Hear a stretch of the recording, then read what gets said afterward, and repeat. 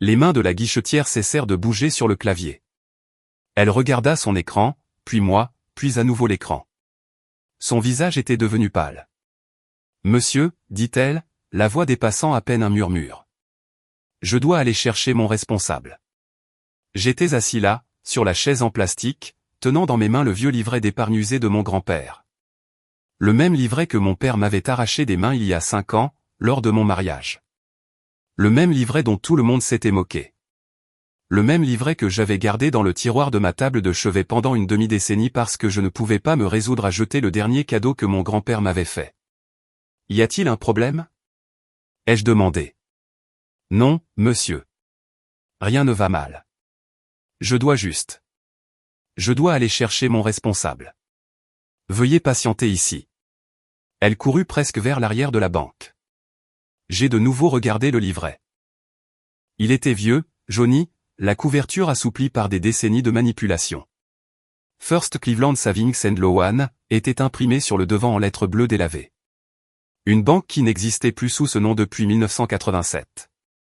À l'intérieur, la première inscription datée du 15 mars 1971. Un dépôt de $8 000.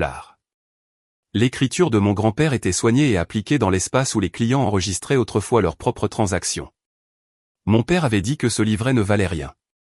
Ma mère avait dit que je ne devrais pas m'afficher ainsi.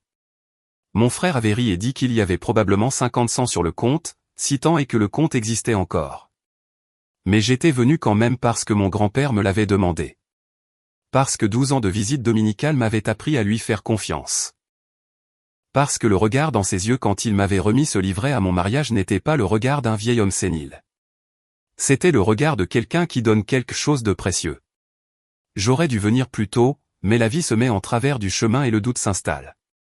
Et quand tous ceux que vous connaissez vous disent que quelque chose ne vaut rien, vous commencez à les croire. J'aurais aimé ne pas les croire. La responsable apparut du fond, une femme d'âge mûr en costume gris avec un badge indiquant Patricia Holloway, directrice d'agence. Elle était suivie d'un autre homme, plus âgé, portant un costume plus cher. Il avait l'air de quelqu'un qui avait été interrompu dans une tâche importante.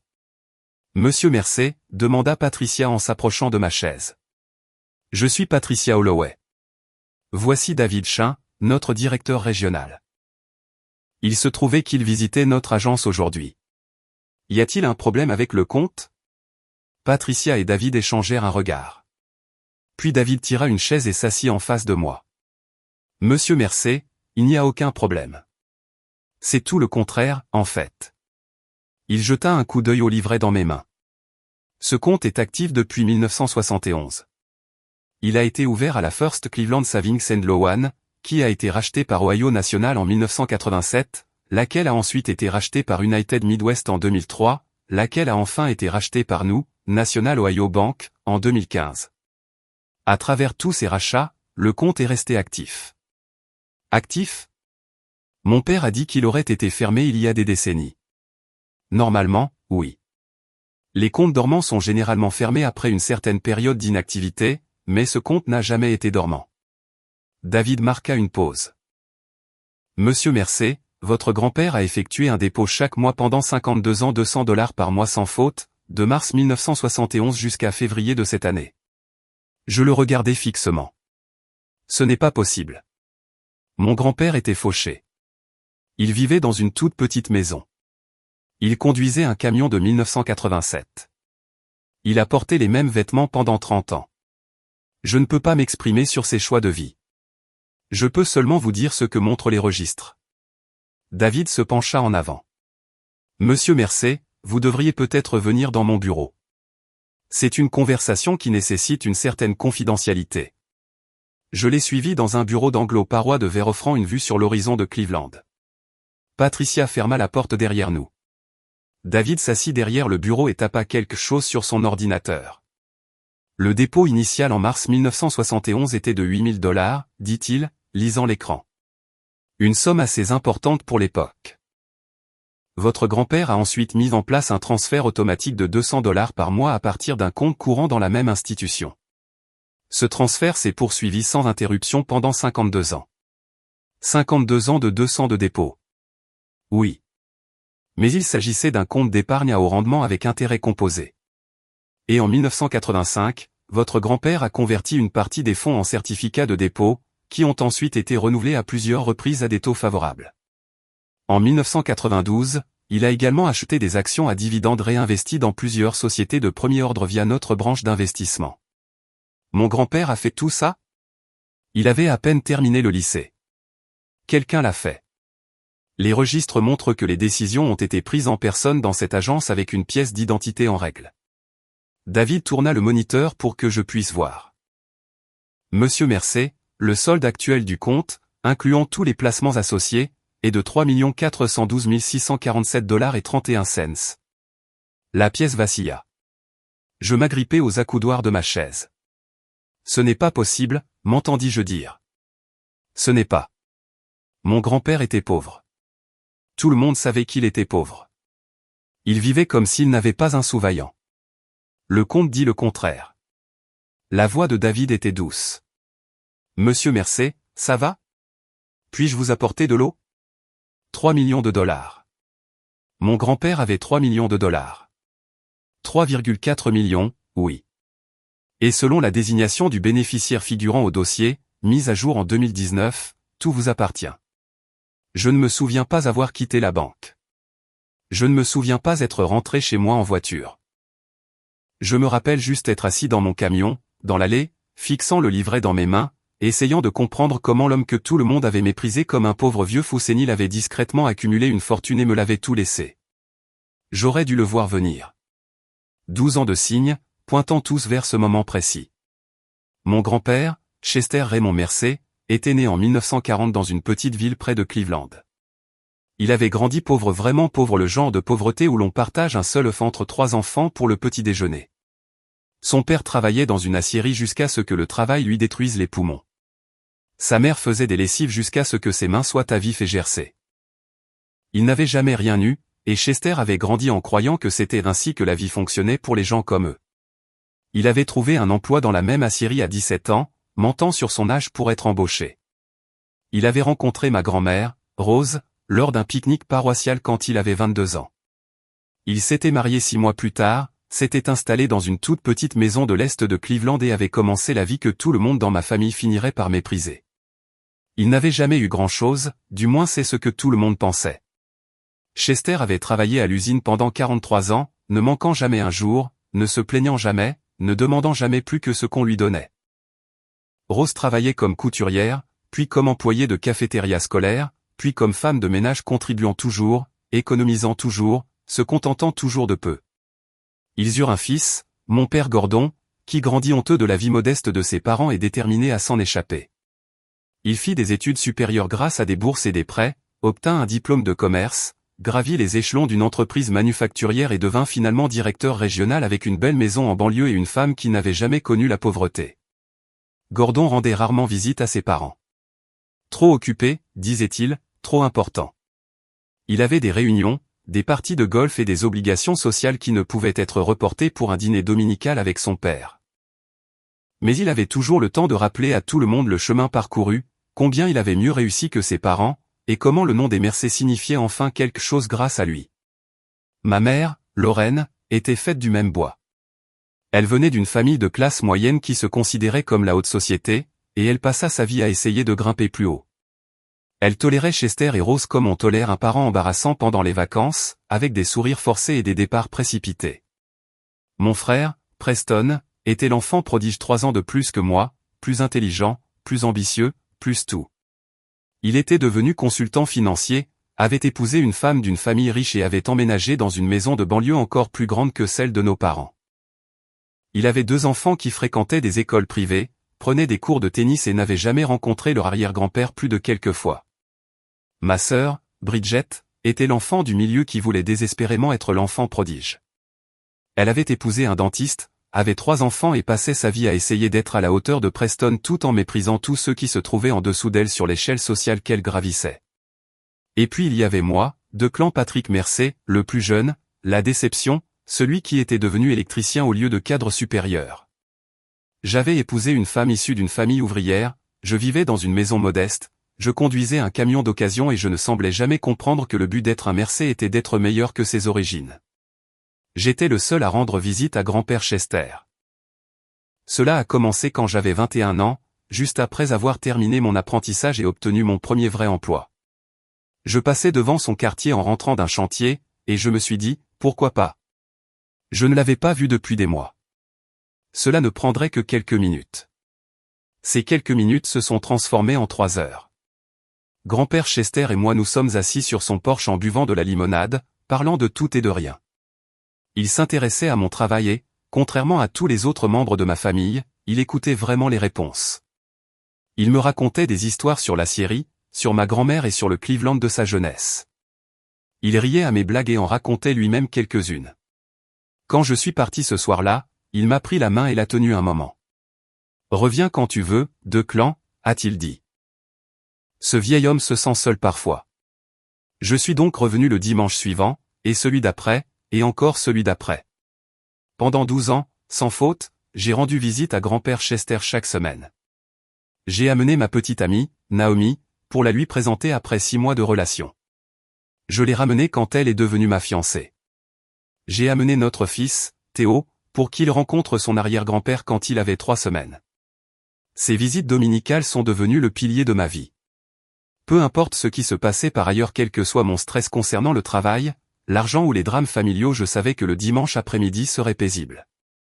Je savais que grand-père Chester serait assis sur son porche avec un pichet de limonade, prêt à écouter, prêt à partager et prêt à me rappeler que les choses simples de la vie étaient celles qui comptaient le plus. Nous avions des rituels, grand-père et moi. J'apportais des beignets de la boulangerie de la 5e rue, la même boulangerie qui était là depuis l'époque où il courtisait ma grand-mère. Il faisait de la limonade maison, selon la recette héritée de sa mère, avec juste le bon équilibre entre le sucré et l'acide. Nous nous asseyions sur le porche s'il faisait beau, ou dans la cuisine sinon, et nous parlions pendant des heures. Il me racontait des histoires que je n'avais entendues nulle part ailleurs, comment il avait grandi pendant la Grande Dépression, quand avoir le ventre plein était un luxe, sa rencontre avec ma grand-mère à ce pique-nique paroissial, comment elle portait une robe jaune et riait de ce que disait son ami, et comment il avait su à cet instant qu'il l'épouserait ou mourrait en essayant, son travail à l'acierie, la chaleur, le bruit et le danger, et comment il rentrait chaque jour reconnaissant d'être en vie. On apprend quelque chose en travaillant dans un endroit comme celui-là, m'a-t-il dit un jour. On apprend que chaque jour est un cadeau. On apprend que les choses que les gens poursuivent, l'argent, le statut, les maisons de luxe, rien de tout cela n'a d'importance quand une poutre tombe mal ou qu'un four explose. Ce qui compte, c'est qui vous attend à la maison. Ce qui compte, c'est qui vous êtes quand personne ne vous regarde. Il s'intéressait aussi à ma vie, pas par ces questions polies que mes parents posaient, celles qui visaient en réalité à savoir si je répondais à leurs attentes, mais de vraies questions sur ce que je faisais, sur les problèmes que je résolvais, sur ce qui me rendait heureux et sur ce qui m'empêchait de dormir la nuit. « Tu es doué dans ce que tu fais », a-t-il dit une fois après que j'eus décrit un travail particulièrement compliqué. « Tu résous des problèmes. Tu fais fonctionner les choses. C'est un don, Declan. Tout le monde ne peut pas faire ça. C'est juste de l'électricité, grand-père. Ce n'est pas vraiment sauver des vies. Ah non? Que se passe-t-il quand le courant se coupe dans un hôpital? Que se passe-t-il quand les lumières lâchent dans une maison où un enfant a peur du noir? Que se passe-t-il quand le chauffage d'une famille tombe en panne en janvier? Il secoua la tête. Tu fais tourner le monde, Declan. Ne laisse jamais personne te dire que cela n'a pas d'importance. Je repensais souvent à cette conversation, surtout quand mon père faisait des remarques sur ma carrière, sur le fait que j'aurais pu faire quelque chose de plus impressionnant, de plus prestigieux, de plus digne du nom, merci. Grand-père Chester ne m'a jamais fait sentir que je n'étais pas à la hauteur. Il me faisait sentir que j'étais exactement celui que je devais être.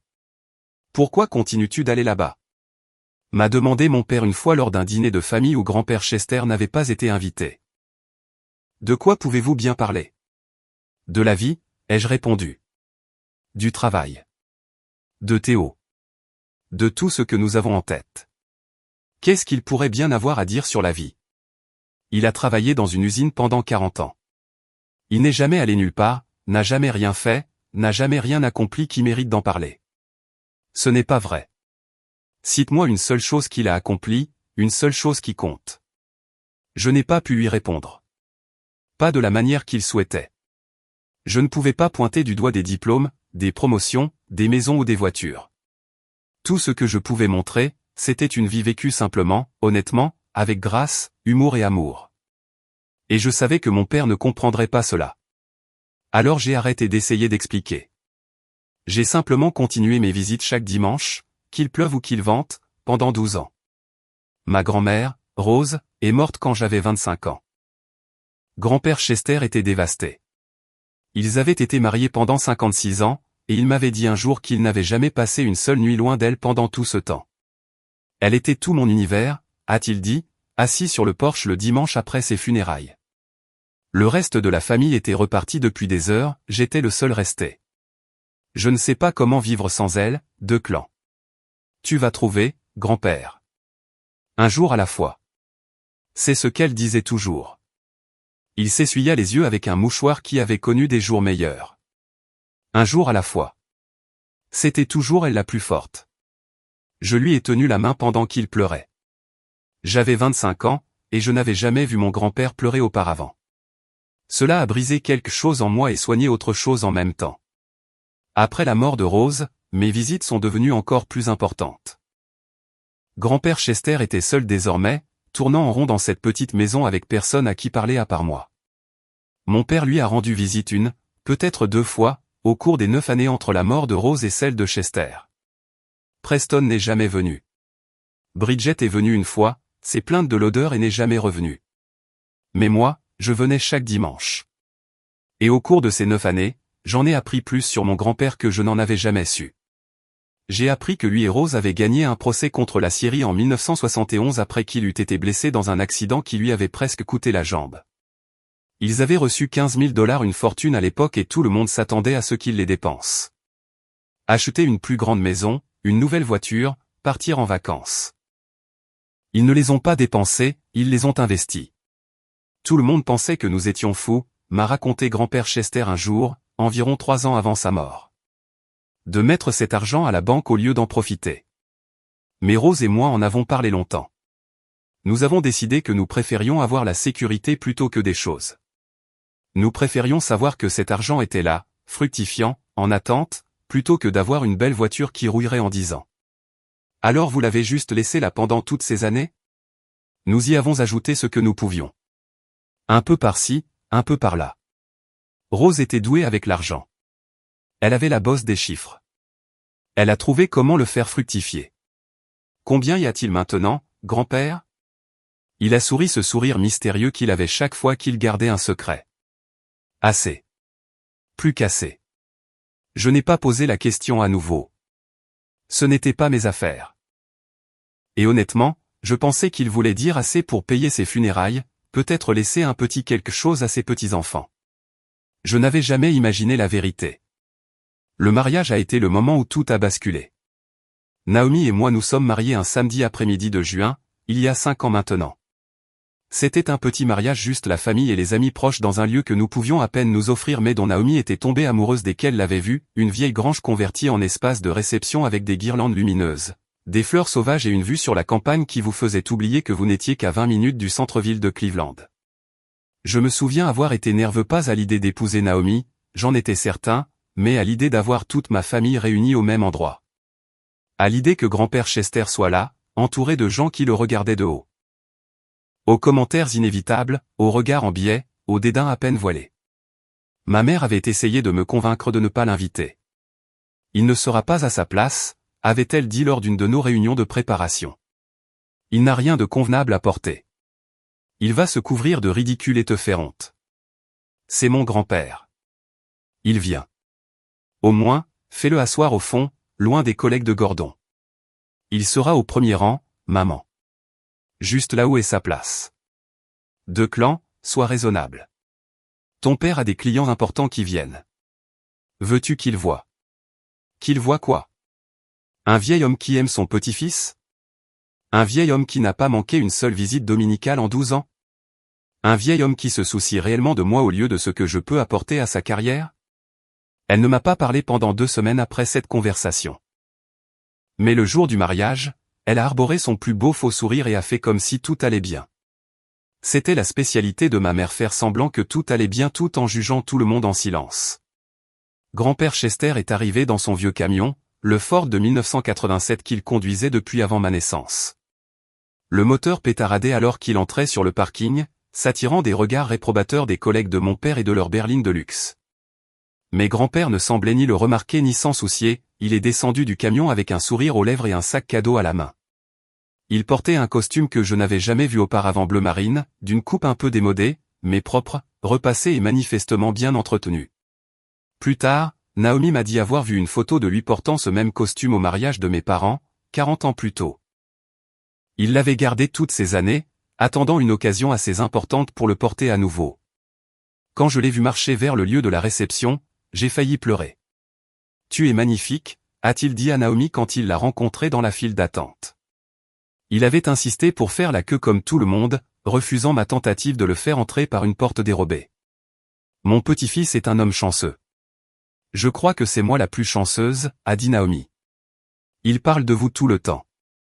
En bien. J'espère que c'est en bien.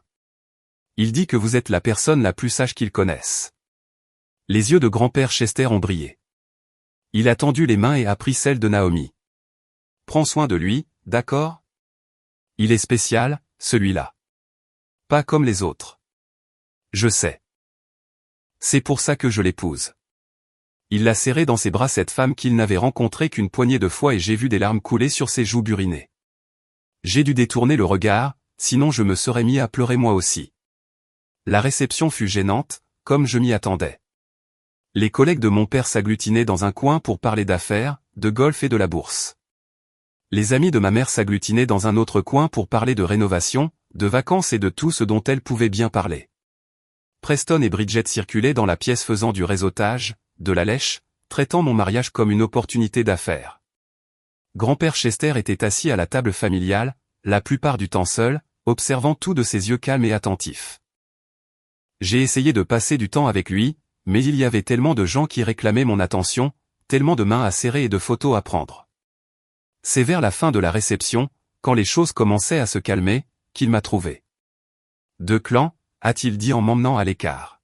« J'ai quelque chose pour toi. » Il a fouillé dans la poche intérieure de sa veste de costume et en a sorti un petit carnet usé. Un livret d'épargne, le genre que les banques remettaient autrefois à leurs clients avant que tout ne devienne numérique. « Qu'est-ce que c'est ? » Ton cadeau de mariage. Il l'a pressé entre mes mains. Pour votre avenir. Pour Naomi. Pour les enfants que vous allez avoir. J'ai regardé le livret, First Cleveland Savings and Loan, sur la couverture. Les pages intérieures étaient jaunies et remplies d'inscriptions remontant à 1971. Grand-père, je ne comprends pas. Tu comprendras. Apporte-le à la banque. Pas maintenant. Quand tu seras prêt. Quand tu en auras besoin. Il m'a serré les mains. N'en parle à personne. Ni à ton père, ni à ta mère, personne. Garde-le simplement en sécurité jusqu'à ce que le moment soit venu. Grand-père, mais... Avant que je puisse dire quoi que ce soit d'autre, mon père est apparu à mon coude. « Qu'est-ce que c'est que ça ?» a demandé Gordon, tendant la main vers le livret. « Qu'est-ce qu'il t'a donné ?»« C'est rien, papa. Juste une carte. » Mais mon père fut plus rapide que moi. Il m'a arraché le livret des mains et l'a ouvert. First Cleveland Savings and Loan. Il a éclaté de rire. Chester, cette banque n'existe plus. Elle a fermé il y a 30 ans. Elle a été rachetée, a dit grand-père Chester tranquillement. Le compte est toujours actif. Actif avec quoi? Les $50 que tu as déposés en 1971? Gordon a agité le livret en l'air. Ça ne vaut rien, Chester. C'est littéralement sans valeur. Le compte a probablement été fermé il y a des décennies. Même s'il existe encore, il n'y a rien dedans. Rends-le-moi, ai-je dit. Je te rends service, fiston. Je t'évite l'embarras d'entrer dans une banque avec ces déchets. Il s'est tourné vers ma mère, qui était apparue à ses côtés. Lorraine, regarde ça. Le vieux donne à Declan un livret d'une banque qui n'existe plus. Ma mère secoua la tête. Chester, franchement. Tu n'aurais pas pu lui donner un chèque comme une personne normale? Il n'y a rien de normal à être fauché, a dit Preston en se joignant à la conversation, car il ne pouvait jamais résister à une occasion de se moquer de quelqu'un. Regarde la réalité en face, grand-père. Tu n'as rien à donner. Tu n'as jamais rien eu. Pourquoi faire semblant? Rends-le-moi, ai-je répété, la voix plus dure cette fois. Mon père m'a regardé avec surprise. Puis il a haussé les épaules et m'a jeté le livret. Je l'ai rattrapé contre ma poitrine. Très bien. Garde ton souvenir sans valeur. Mais ne dis pas que je ne t'ai pas prévenu quand tu entreras dans n'importe quelle banque ayant absorbé la First Cleveland et qu'on te rira au nez. Je m'en souviendrai. Grand-père Chester a capté mon regard. Il a fait un clin d'œil. Et dans ce clin d'œil, j'ai vu quelque chose que je ne comprenais pas à l'époque, de la confiance, de la certitude, le regard d'un homme qui savait exactement ce qu'il faisait. Prends soin de ce livret, a-t-il dit, assez fort pour que tout le monde l'entende. Il a plus de valeur qu'aucun d'eux ne peut l'imaginer. Mon père a ricané. La sénilité s'aggrave. Quelqu'un devrait vraiment envisager une maison de retraite pour lui. Grand-père Chester a juste souri. J'ai gardé le livret. Je l'ai mis dans le tiroir de ma table de chevet, sous ma montre et mes doubles de clés, et je l'ai laissé là. Je me disais qu'un jour j'irais à la banque juste pour voir, juste pour savoir. Mais les semaines sont devenues des mois, et les mois des années, et le doute s'est installé comme il le fait toujours. Et si mon père avait raison? Et si le compte était fermé? Et s'il n'y avait vraiment rien, et qu'aller à la banque ne ferait que confirmer ce que tout le monde croyait déjà que grand-père Chester était un gentil vieil homme qui n'avait rien à donner? Je ne pouvais pas supporter d'avoir cette confirmation, alors j'ai laissé le livret dans le tiroir et j'ai fait comme s'il n'existait pas. Grand-père Chester est mort un mardi matin de février. Il est parti paisiblement dans son sommeil, dans le même lit où il avait dormi aux côtés de ma grand-mère pendant 56 ans. La voisine l'a trouvé lorsqu'elle est venue voir comment il allait et qu'il n'a pas répondu à la porte. C'est moi qui ai identifié le corps. C'est moi qui ai appelé les pompes funèbres. C'est moi qui me suis assis dans cette toute petite maison entourée de 50 ans d'une vie simple et qui ai pleuré le dernier homme bon de ma famille. Les funérailles furent modestes, quelques voisins, quelques vieux amis de l'usine, des gens qui connaissaient vraiment Chester et qui tenaient à lui.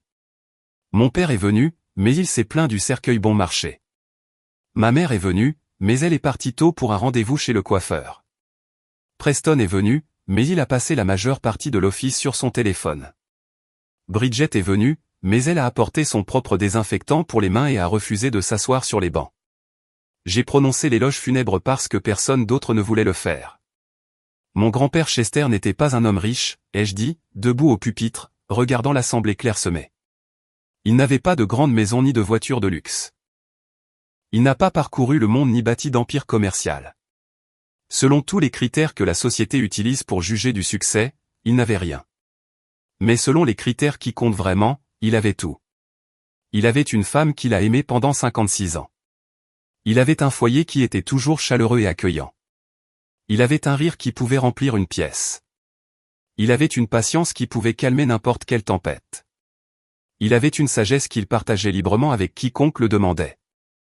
Il m'a appris que les choses simples sont celles qui comptent, un verre de limonade fraîche par une journée chaude, un dimanche après-midi sans rien d'autre à faire que de discuter, une poignée de main qui signifie quelque chose, une promesse que l'on tient. Il me manquera chaque jour pour le reste de ma vie. Et j'essaierai chaque jour d'être le genre d'homme qu'il était. Pas riche en argent, mais riche des choses qui comptent. Mon père a regardé sa montre pendant mon éloge funèbre. Ma mère a chuchoté quelque chose à Bridget. Preston ne faisait même pas semblant d'être attentif, mais Naomi pleurait, et Théo, 4 ans, ne comprenant pas vraiment ce qui se passait, m'a tenu la main quand je me suis rassis et a dit « C'était bien, papa ». C'était suffisant. La lecture du testament a eu lieu 2 jours plus tard dans le cabinet d'un avocat à Cleveland. Mon père était là, bien sûr, prêt à recevoir le maigre héritage que Chester avait laissé derrière lui. Preston et Bridget étaient là aussi, plus par obligation que par attente. J'étais là parce que je devais l'être. L'avocat, un vieil homme nommé Howard qui connaissait Chester depuis des décennies, a lu le testament d'une voix calme et respectueuse. À mon fils Gordon, je laisse ma maison au 4412 Elmwood Drive pour qu'elle soit vendue ou conservée selon son bon vouloir. Mon père a hoché la tête, satisfait. La maison valait peut-être 95 000. Pas grand-chose, mais c'était quelque chose. À mes petits-enfants Preston et Bridget, je laisse mon compte d'épargne à l'Ohio National Bank, à diviser également entre eux. Le solde actuel est d'environ 28 000 $. Preston et Bridget ont échangé des regards déçus. 14 000 chacun ne valait pas le déplacement. À mon petit-fils, 2 clans, Je laisse mon camion Ford 1987 et ma boîte à outils. Mon père a ri aux éclats. Un camion de 37 ans et une boîte à outils rouillée. Cela semble tout à fait approprié. Le camion et la boîte à outils sont déjà en possession de Declan, a continué Howard, ignorant mon père. Chester les lui a donnés l'année dernière. Alors Declan ne reçoit rien, a demandé Bridget, cachant à peine son sourire. Le testament a été entièrement exécuté. La succession est close. Mon père s'est levé, époussetant son pantalon comme si toute l'expérience l'avait d'une manière ou d'une autre sali. Eh bien, c'était une perte de temps. Au moins, nous avons eu la maison. Tu as déjà le livret, m'a dit Preston avec un sourire narquois. Profite de tes 50 cents, petit frère. Ils sont partis, tous. Mon père, ma mère, Preston, Bridget. Ils sont sortis du cabinet d'avocat sans un regard en arrière, discutant déjà de la manière de vendre la maison de grand-père Chester. Je suis resté en arrière. Howard m'observait avec une expression que je ne pouvais pas déchiffrer. Monsieur Mercer, a-t-il dit après que les autres furent partis. Votre grand-père était un homme remarquable. Je sais. Le savez-vous? Le savez-vous vraiment? Je n'ai pas compris ce qu'il voulait dire. Pas à ce moment-là, mais j'allais le comprendre. Le lendemain matin, je suis allé à la banque. Je ne sais pas pourquoi ce matin-là. C'était peut-être la façon dont Preston m'avait souri avec mépris. C'était peut-être la façon dont mon père avait ri. C'était peut-être tout simplement le moment. Enfin, après 5 ans de doute, c'était peut-être le sentiment que si je n'y allais pas maintenant, je ne le ferais jamais, et je passerais le reste de ma vie à m'interroger. Je me suis réveillé à 5 heures, comme je le fais toujours avant d'aller sur un chantier. Mais au lieu de mettre mes vêtements de travail et de partir, je me suis assis sur le bord du lit et j'ai regardé le livret. Je l'avais sorti du tiroir de la table de chevet la veille au soir, la première fois que je le regardais vraiment depuis des mois. La couverture était souple à cause de l'âge, les coins arrondis par des décennies de manipulation. Les pages à l'intérieur étaient jaunies, l'encre décolorée, mais toujours lisible. 15 mars 1971. 8 000 $. L'écriture de mon grand-père. Soignée et régulière. Naomi s'est réveillée et m'a trouvé assis là. Declan, qu'est-ce que tu fais? Je vais à la banque. Quoi? Le livret? Le livret de grand-père? Je vais découvrir s'il y a quelque chose dessus. Elle s'est redressée, s'est frottée les yeux. Maintenant? Il est 5 heures du matin. Je sais. Je dois savoir. Je me pose la question depuis 5 ans et j'ai besoin de savoir. Elle m'a regardé pendant un long moment, puis elle a hoché la tête. D'accord. Tu veux que je vienne avec toi? Non. C'est quelque chose que je dois faire seul. J'ai mis mes vêtements de travail parce que je devais me rendre sur un chantier après, et j'ai conduit jusqu'à la succursale de la National Ohio Bank en centre-ville. C'était la plus grande succursale de la ville, celle la plus susceptible d'avoir des archives remontant à des décennies. Je suis arrivé avant l'ouverture et je me suis assis dans mon camion sur le parking, regardant les employés arriver, regardant les lumières s'allumer à l'intérieur. À 9 heures pile, j'ai franchi les portes. La succursale était moderne, tout de verre, de chrome et d'écran numérique, rien à voir avec les anciennes caisses d'épargne dont je me souvenais de mon enfance.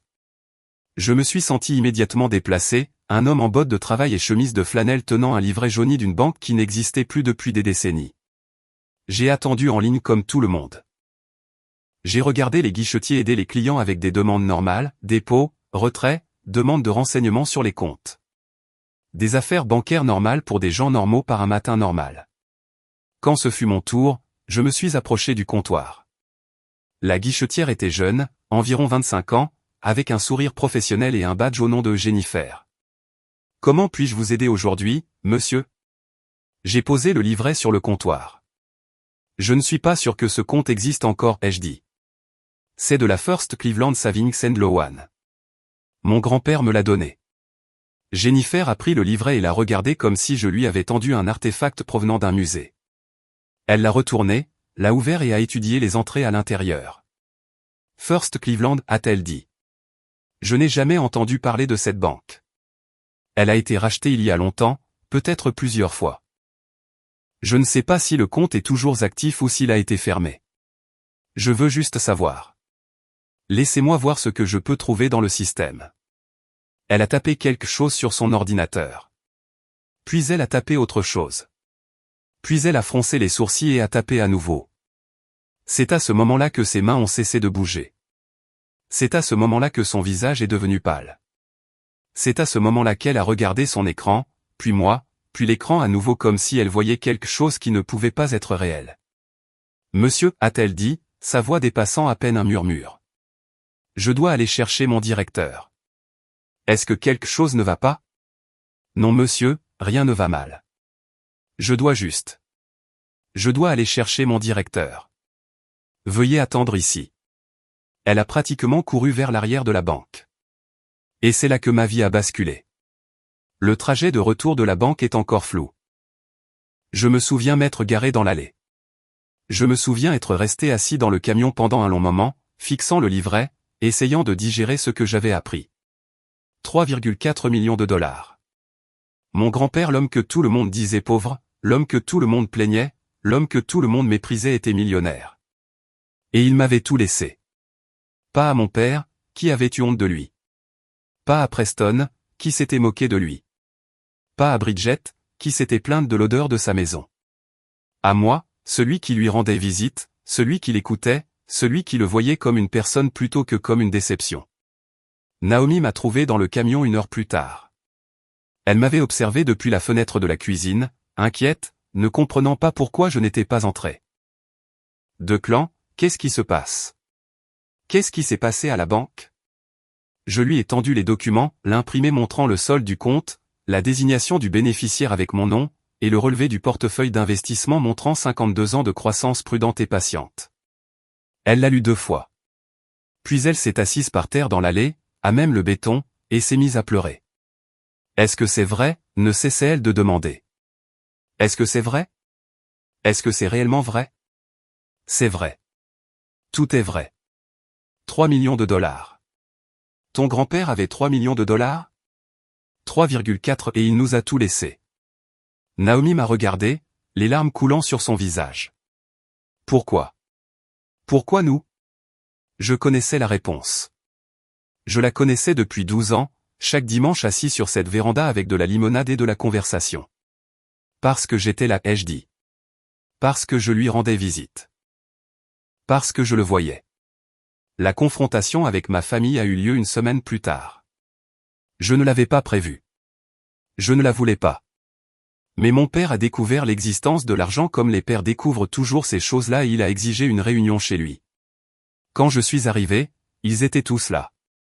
Mon père faisait les 100 pas près de la cheminée, ma mère était assise sur le canapé les bras croisés, Preston et Bridget à ses côtés comme des gardes du corps. 3,4 millions de dollars, a dit mon père avant même que je ne m'assoie. Mon père avait 3,4 millions de dollars cachés sur un compte bancaire et il t'a tout laissé? Il t'a laissé la maison. Il a laissé le compte d'épargne à Preston et Bridget. La maison vaut 95 000. Le compte d'épargne contenait 28 000. Et toi, tu as eu 3 millions. Le visage de mon père était rouge, comme il le devenait lorsqu'il était furieux. Dans quel monde est-ce équitable? Dans le monde où je lui rendais visite, où je l'écoutais, où je le traitais comme un être humain au lieu d'une honte. Je suis son fils. Alors pourquoi lui as-tu rendu visite 2 fois en 9 ans? Pourquoi as-tu ri de son livret? Pourquoi l'as-tu traité de sénile et as-tu suggéré de le placer dans une maison de retraite? Je ne savais pas qu'il avait de l'argent. Exactement. J'ai laissé ce mot flotter dans l'air. Tu ne savais pas qu'il avait de l'argent. Et quand tu pensais qu'il n'avait rien, tu ne voulais rien avoir à faire avec lui. Maintenant que tu découvres qu'il était riche, tu es soudain son fils dévoué. C'est une fraude, a dit Preston en s'avançant. Grand-père n'était clairement pas mentalement apte. Aucune personne saine d'esprit ne cache 3 millions de dollars pour vivre comme un mendiant. Nous pouvons contester la désignation du bénéficiaire. Invoquer l'influence indue. Invoquer une capacité diminuée. Vous pouvez essayer. Mais la banque a des archives qui remontent à 52 ans. Des dépôts mensuels, des décisions d'investissement tous faits en personne, tous documentés. Grand-père était plus vif que n'importe lequel d'entre vous ne l'a jamais su. Il vous a juste laissé croire ce que vous vouliez croire. Ce n'est pas juste, a dit ma mère d'une voix fragile. L'argent de la famille devrait aller à la famille. Tout l'argent, pas seulement à une personne. L'argent de la famille devrait aller à la famille qui se comporte comme une famille. La famille qui est présente. La famille qui s'en soucie. J'ai regardé chacun de tour à tour. À quand remonte la dernière fois que l'un d'entre vous lui a rendu visite? À quand remonte la dernière fois que vous l'avez appelé juste pour discuter, pas parce que vous aviez besoin de quelque chose? À quand remonte la dernière fois que vous l'avez traité comme s'il comptait? Silence. C'est ce que je pensais. Je me suis dirigé vers la porte, puis je me suis arrêté et je me suis retourné. Grand-père Chester vivait simplement parce qu'il le voulait, pas parce qu'il le devait. Il aurait pu acheter un manoir, il aurait pu parcourir le monde, il aurait pu faire tout ce qu'il voulait, mais il a choisi la limonade sur la véranda. Il a choisi les visites du dimanche. Il a choisi les choses qui le rendaient vraiment heureux. C'est de la folie, a dit Bridget. Non, c'est de la sagesse. Et il a essayé de vous l'enseigner à tous, mais vous étiez trop occupés à le mépriser pour apprendre quoi que ce soit. Je suis sorti. Je n'ai pas regardé en arrière. Cela fait 6 mois que j'ai appris la vérité. L'argent est investi maintenant, la majeure partie fructifiant de la même manière que grand-père Chester le faisait, lentement, patiemment, avec une vision à long terme qui privilégie la sécurité plutôt que le tape à accent grave-l'œil. Je travaille avec un conseiller financier, quelqu'un qui a compris immédiatement ce que je voulais faire de cet héritage, quelqu'un qui n'a pas essayé de me convaincre d'acheter des yachts ou des maisons de vacances ou n'importe laquelle de ces choses que les gens achètent apparemment quand ils reçoivent de l'argent. Je veux pouvoir donner à mon fils ce que mon grand-père m'a donné, lui ai-je dit lors de notre première rencontre. Pas l'argent. La sécurité. La certitude qu'il s'en sortira quoi qu'il arrive. Il a hoché la tête comme s'il comprenait. Peut-être comprenait-il. Peut-être avait-il vu assez de nouveaux riches pour savoir que ceux qui gardent les pieds sur terre sont ceux qui se souviennent d'où ils viennent. Nous avons mis en place une fiducie pour Théo. Un fonds pour l'université qui couvrira n'importe quelle école où il voudra aller, n'importe quelle carrière qu'il voudra poursuivre. Un filet de sécurité qui le rattrapera s'il tombe un jour, de la même manière que l'argent de mon grand-père m'a rattrapé quand je ne savais même pas que je tombais. Nous avons fini de payer notre maison, le modeste 3 pièces dans le quartier où Naomi a grandi, la maison pour laquelle nous nous étions serré la ceinture, la maison où nous avons ramené Théo de l'hôpital. J'ai pensé à acheter quelque chose de plus grand, de plus luxueux, quelque chose qui ferait paraître la maison de mon père toute petite par comparaison, mais Naomi m'en a dissuadé. Nous aimons cette maison, a-t-elle dit. Nos voisins sont nos amis. L'école de Théo est juste au bout de la rue. Pourquoi partirions-nous simplement parce que nous en avons les moyens? Elle avait raison. Elle a généralement raison sur ces choses-là. Alors, nous sommes restés. Nous n'avons simplement plus d'hypothèque, ce qui signifie que nous n'avons plus à nous inquiéter, ce qui vaut plus que n'importe quel manoir. Nous avons fini de payer nos voitures. Nous avons mis de l'argent de côté pour que Naomi puisse reprendre ses études si elle veut obtenir le diplôme d'infirmière qu'elle a abandonné à la naissance de Théo parce que nous ne pouvions pas payer la garde d'enfants et les frais de scolarité en même temps. Elle n'a pas encore décidé si elle voulait y retourner, mais savoir qu'elle le peut, savoir que l'option existe, a changé quelque chose en elle. Elle marche la tête plus haute maintenant. Elle sourit davantage. Nous en avons aussi donné une partie, à la banque alimentaire où grand-père Chester faisait du bénévolat lors de la fête de l'Action de grâce, à l'église où lui et grand-mère Rose se sont mariés, et à un fonds de bourse d'études au lycée local pour les enfants qui veulent aller dans une école de métier mais n'en ont pas les moyens. Ton grand-père aurait aimé ça, a dit Naomi quand je lui ai parlé de la bourse, aider des enfants à apprendre à travailler de leurs mains. Je l'espère. J'espère qu'il le sait. Mais je travaille toujours. Je me lève toujours chaque matin, je mets mes vêtements de travail, je vais sur les chantiers et je passe des fils électriques dans les murs. Je rentre toujours fatigué et sale, mais satisfait de cette fatigue particulière qui ne vient que lorsqu'on fait quelque chose de concret de ses mains. Tu pourrais prendre ta retraite, me dit parfois Naomi en me regardant enlever mes bottes à la fin d'une longue journée. Tu n'as plus besoin de travailler. Je sais, mais je le veux. Pourquoi? Parce que j'aime ça. Parce que c'est important. Parce que grand-père Chester a travaillé toute sa vie, même quand il n'y était pas obligé. Et je pense que je comprends enfin pourquoi. Elle comprend. Elle me connaît assez bien pour comprendre. Je n'ai pas besoin d'un manoir ou d'une voiture de luxe. Je n'ai rien à prouver à personne. Ce dont j'ai besoin est la même chose dont grand-père Chester avait besoin, la simple satisfaction d'une journée de travail, la chaleur d'une famille qui m'aime, et la paix de savoir que les choses qui comptent sont prises en charge. Mon père a appelé une fois, environ 2 mois après que je sois allé à la banque. C'était la première fois qu'il m'appelait depuis des années. D'habitude, la communication passait par ma mère filtrée et aseptisée, pour garder les apparences.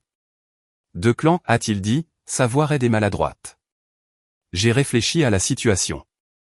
À la succession de ton grand-père. Qu'en est-il? Je pense que nous sommes partis du mauvais pied. Je pense qu'il y a eu des malentendus. Je pense que si nous nous asseyions ensemble, nous pourrions trouver une solution. Quelque chose qui serait équitable pour tout le monde. Équitable pour tout le monde, ça veut dire que tu reçois une part de l'argent? C'est de l'argent de famille, de clan. Il devrait rester dans la famille. Il reste dans la famille. Ma famille. Ma femme et mon fils. Ce n'est pas ce que je veux dire, et tu le sais. Je sais exactement ce que tu veux dire, papa. Tu veux dire que tu veux une part de quelque chose que tu n'as rien fait pour gagner. Tu veux bénéficier d'un homme que tu as passé 30 ans à ignorer.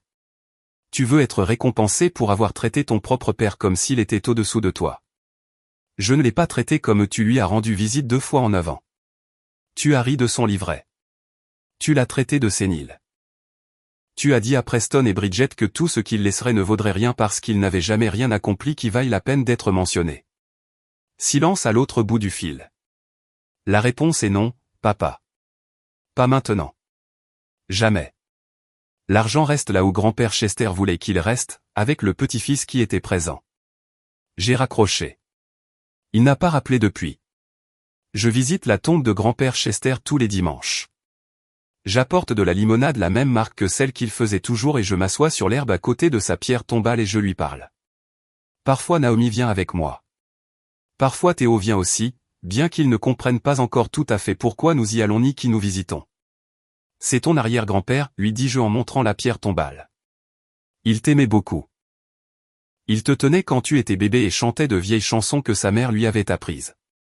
Est-ce qu'il était gentil, demande Théo. C'était la personne la plus gentille que j'ai jamais connue. Plus gentil que toi. Bien plus gentil que moi. J'apprends encore comment être comme lui. Théo y réfléchit un instant avec cet air sérieux qu'ont les enfants de 4 ans quand ils essaient de comprendre quelque chose d'important. Puis il s'approche de la pierre tombale et la tapote doucement, comme il tapote notre chien quand il veut montrer de l'affection. « Salut arrière-grand-père, dit-il. J'espère que tu as de la bonne limonade au paradis. Je dois me détourner pour qu'il ne me voie pas pleurer. Théo grandit, dis-je à grand-père Chester pendant mes visites. Il a commencé la maternelle cette année. Il apprend déjà à lire. Il adore les dinosaures, les camions et m'aider dans le garage. Tu serais si fier de lui. Naomi te dit bonjour. Tu lui manques. Elle parle encore de ta gentillesse envers elle lors du mariage, comment tu l'as fait se sentir membre de la famille quand ma propre famille l'a traitée comme une étrangère. J'ai vu papa la semaine dernière lors d'une réunion de famille. Il ne voulait pas me regarder. Preston et Bridget non plus. Maman a dit que nous pourrions peut-être trouver un arrangement avec l'argent. J'ai dit non. J'espère que tu n'es pas déçu que je n'ai pas partagé avec eux. J'espère que tu comprends pourquoi. J'espère que tu savais, grand-père. J'espère que tu savais à la fin tout ce que tu représentais pour moi. J'espère que tu savais que l'argent n'était pas la raison de mes visites. J'espère que tu savais que je serais venu chaque dimanche même s'il n'y avait rien eu dans ce livret, à part 50 cents et un rêve. Le vent souffle dans les arbres. Un oiseau chante quelque part à proximité. Et j'aime à penser qu'il peut m'entendre. J'aime à penser qu'il sait. Il y avait une lettre que je devrais mentionner pas dans le livret, mais à la banque. Une enveloppe scellée conservée dans un coffre-fort pour m'être remise lorsque je réclamerai le compte. Cher Declan, disait-elle. Si tu lis ceci, c'est que tu es enfin allé à la banque. J'en suis heureux. Je commençais à m'inquiéter que tu n'y ailles jamais. Je sais ce qu'ils ont dit à propos du livret. Je sais que ton père a ri. Je sais qu'ils m'ont tous traité de sénile, de fauché, de fou. J'ai entendu chaque mot. Mais je sais aussi que tu as gardé le livret. Tu ne l'as pas jeté. Tu ne les as pas laissés te convaincre qu'il ne valait rien. Tu m'as fait confiance, même quand tous les autres te disaient de ne pas le faire. C'est pourquoi l'argent est à toi. Laisse-moi te raconter l'histoire. En 1971, ta grand-mère et moi avons gagné un procès contre la Syrie. Ils nous ont versé 15 000 $ pour ma blessure, pour les mois où je n'avais pas pu travailler, pour la douleur et la souffrance que j'avais endurées. Tout le monde s'attendait à ce que nous les dépensions. Tout le monde s'attendait à ce que nous profitions enfin un peu de la vie après des années de privation. Mais Rose a eu une idée différente. Elle a dit, et si nous ne les dépensions pas? Et si nous les épargnions à la place? Et si nous vivions comme si nous ne les avions jamais reçus et les laissions fructifier année après année jusqu'à ce que cela devienne quelque chose qui en vaille la peine? C'est donc ce que nous avons fait. Nous avons placé 8 000 $ à la banque, sur un compte d'épargne à haut rendement, et nous y avons ajouté chaque mois 200 $, qu'il pleuve ou qu'il vente, pendant 52 ans. Rose s'en est occupée au début. Puis j'ai appris à le faire quand elle est tombée malade. Nous l'avons regardé passer de milliers à des dizaines de milliers, puis des centaines de milliers, puis des millions. Et nous n'y avons jamais touché. Pas une seule fois. Pourquoi? Parce que nous n'en avions pas besoin. Nous avions l'un l'autre. Nous avions notre petite maison, notre vieux camion, nos plaisirs simples. Qu'est-ce que l'argent nous aurait donné que nous n'avions pas déjà? Mais nous savions que tu pourrais en avoir besoin un jour. Toi, Naomi et les enfants que vous auriez. Nous t'avons regardé grandir. Nous t'avons vu devenir le seul membre de la famille qui comprenait ce qui comptait vraiment. Et nous avons décidé, Rose et moi, qu'à notre départ, tout te reviendrait. Ton père sera en colère. Il dira que ce n'est pas juste, mais la justice n'a rien à voir là-dedans. L'amour a tout à voir là-dedans. Et tu étais le seul à m'aimer, de clan. Le seul qui me voyait comme plus qu'un pauvre vieil homme attendant de mourir. Utilise l'argent avec sagesse. Vis simplement, de la même manière que ta grand-mère et moi avons vécu. Donne à tes enfants de la sécurité, pas des choses matérielles. Et souviens-toi toujours que la personne la plus riche dans la pièce n'est pas celle qui a le plus d'argent. C'est celle qui sait ce qui compte. Je t'aime, mon petit-fils. Je suis fier de toi, et je regarderai de là où je finirai l'homme que tu deviendras. Ton grand-père, Chester. PS, le camion mérite d'être gardé. Je lui ai mis beaucoup de kilomètres, mais il lui en reste encore beaucoup à parcourir. Prends en soin et il prendra soin de toi.